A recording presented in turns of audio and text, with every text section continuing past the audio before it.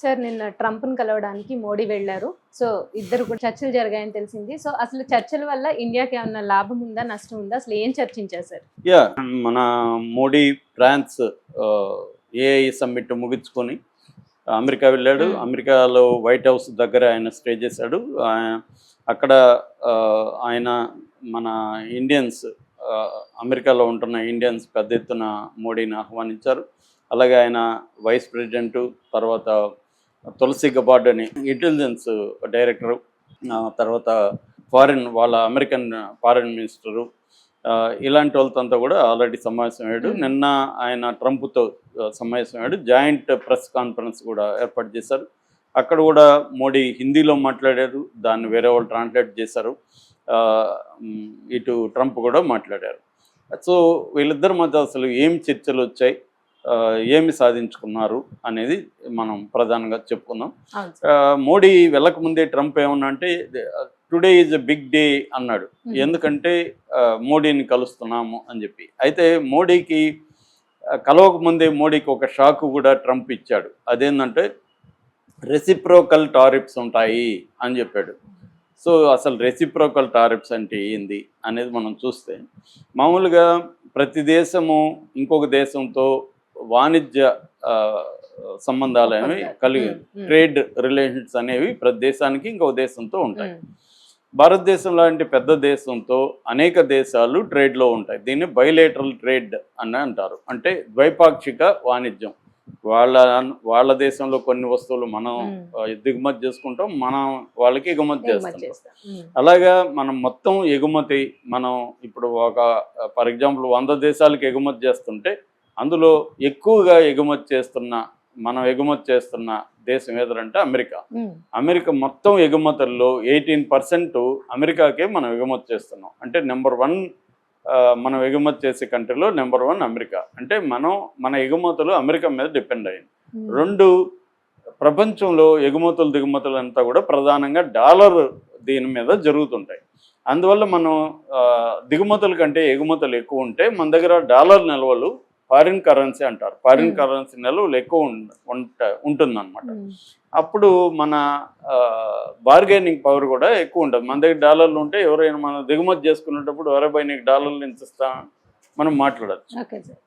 So ఇది బేసిక్గా మనకు అర్థం కావాల్సి. అట్లా అమెరికాకు కూడా అలాగే అన్ని దేశాలతో దిగుమతులు ఎగుమతులు ఉంటాయి కదా. అమెరికా మన దేశానికి దిగుమతుల విషయంలో తక్కువ మనతో పోలిస్తే.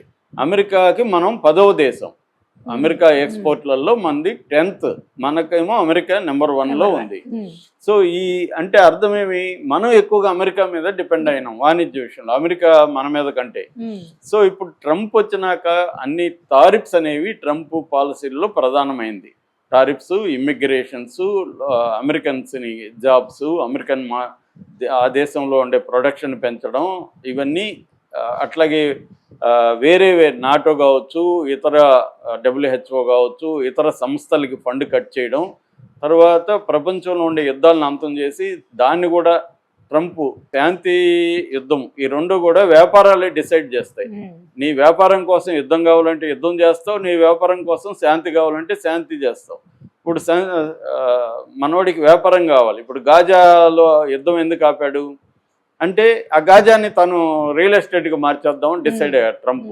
అందుకని వాడితో చెప్పాడు, వరే నీకెందుకు, నీకు గాజాని మన ఇద్దరం పంచుకుందాం, రియల్ ఎస్టేట్ చేసుకుందాం అని చెప్పి అక్కడ ఉన్న 15 లక్షల మందిని వేరే దేశాలకు తరలించేసి, ఈజిప్టు, జోర్డాను అలాంటి దేశాలకి వీళ్ళని పంపించేసి ఆ 15, ఇదంతా కూడా ఏంటి, మానవత్వం పేరుతో వాళ్ళకి మంచి చేస్తున్నా.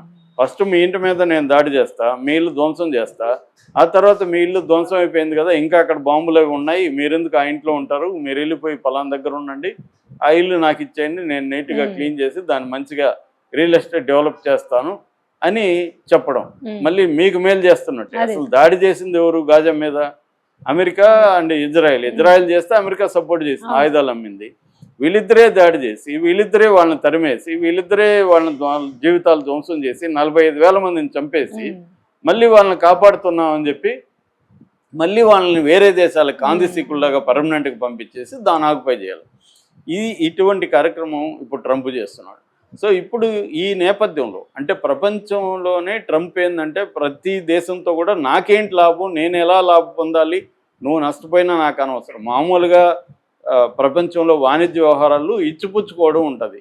నీకు కొంత కాంప్రమైజ్ ఉంటుంది. భార్యాభర్తలు కూడా పెళ్లిలాగే, భర్త కొంత కాంప్రమైజ్ అయితే భార్య కొంత కాంప్రమైజ్ అయితేనే ఆ పెళ్లి నిలుస్తుంది. నేను అవ్వను అన్ని ఫస్ట్ నేనే ఉండాలని ఇద్దరు అనుకుంటే అది నిలవదు. ఇది కూడా అంతే. ట్రంప్ చెప్తున్నది కూడా ఫస్ట్ అమెరికా అంటే ఫస్ట్ ఇండియా అని మోడీ అనుకోడా, ఫస్ట్ చైనా అని జింగ్పింగ్ అనుకోడా, అందరూ అనుకుంటారు కదా. మోడీనే అనుకుంటాడు, ట్రంపే అనుకుంటాడు. అందరూ కూడా ఫస్ట్ వాళ్ళ దేశానికి ఇంపార్టెన్స్ ఇస్తారు కదా.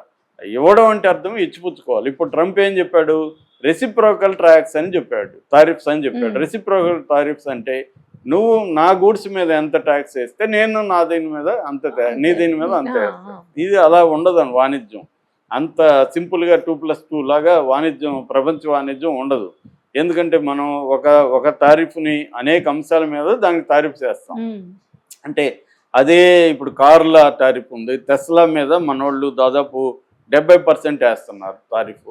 ఎందుకు వేస్తున్నారు? మనకి ఈవీ రంగాన్ని మనం డెవలప్ చేయాలి కాబట్టి విదేశం నుంచి వచ్చే ఈవీని మనం తగ్గించుకోవాలని చెప్పి డిస్కరేజ్ చేయడానికి ఒక దాని మీద ట్యాక్స్ తగ్గిస్తాము, ఇంకొక దాని మీద తక్కువ ఉంటుంది tax. For example Harley Davidson దాని మీద 50% ట్యాక్స్ ఉంది.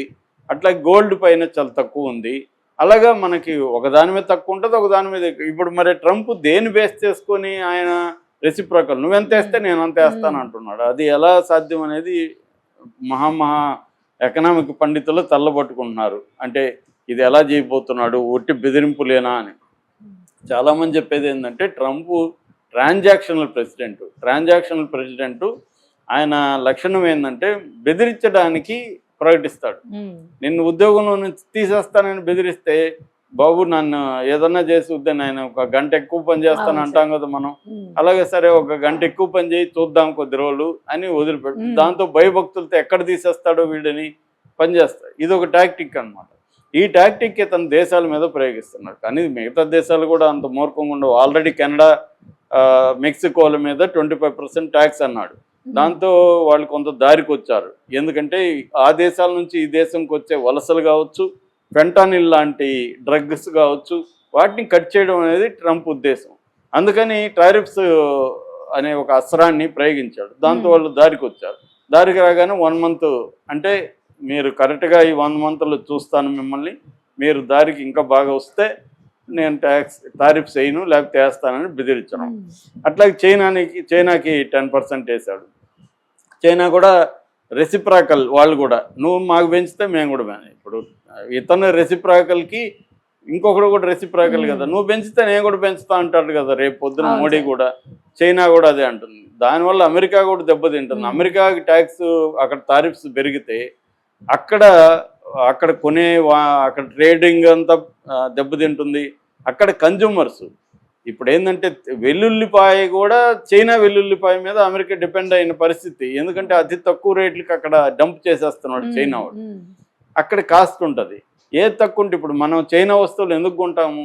చైనా వస్తువులు మనకు తక్కువకు వస్తాయి, క్వాలిటీలో చిన్న కాంప్రమైజ్ అవుతాము, అంతే కదా. మన ఇప్పుడు పెద్దది క్వాలిటీ కోసం 100 రూపాయలు పెట్టే బదులు తక్కువ క్వాలిటీలు 10 రూపాయలకు వస్తుంటే కాంప్రమైజ్ అవుతాము. మనకి ఏముంది, యూసేజ్లో పెద్ద తేడా లేదు. ఇప్పుడు ఐఫోన్కి చైనా ఫోన్కి యూసేజ్లో పెద్ద తేడా లేదు. వేరుకి ఐఫోన్ అనేది ఉంటుంది తప్ప దాంట్లో ఏమి ఫీచర్స్ అన్నీ వాడం. కానీ అది ప్రిస్టేజ్ వల్ల దానికి ఇప్పుడు 1,00,000 రూపాయలు పెడితే కానీ ఐఫోన్ 14 మోడల్ అట్లాంటివి రావు.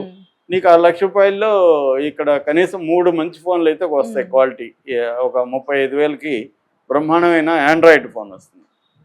సో ఇలాగ ఏమవుతుందంటే చైనా అండ్ మిగతా దేశాలు అమెరికాని మార్కెట్ని కబ్జా. దీన్ని ఎలా డీల్ చేయాలో తెలియక తను చిందులు దొక్కుతున్నాడు.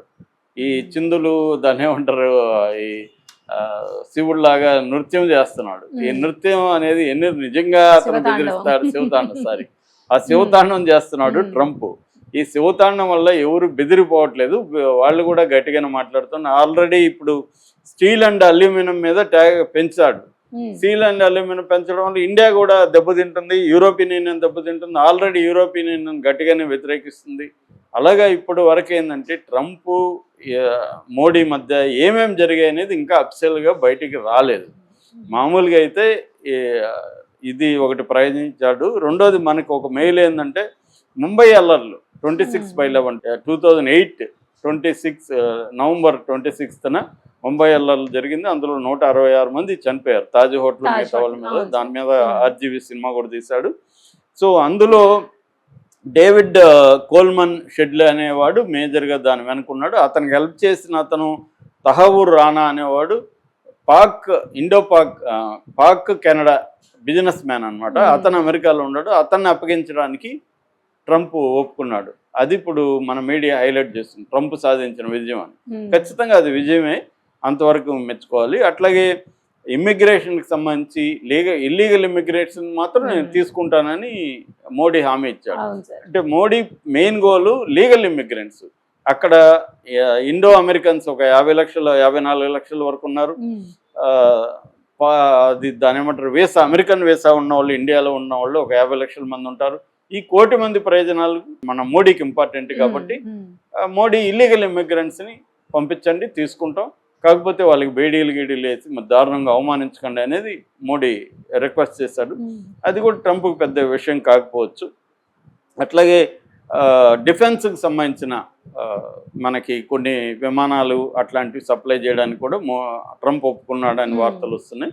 అది కూడా మనకి ముందు ఎప్పటి నుంచో జరుగుతున్నాయి, డిఫెన్స్, తర్వాత ఏఐ అండ్ అదర్ టెక్నాలజీస్.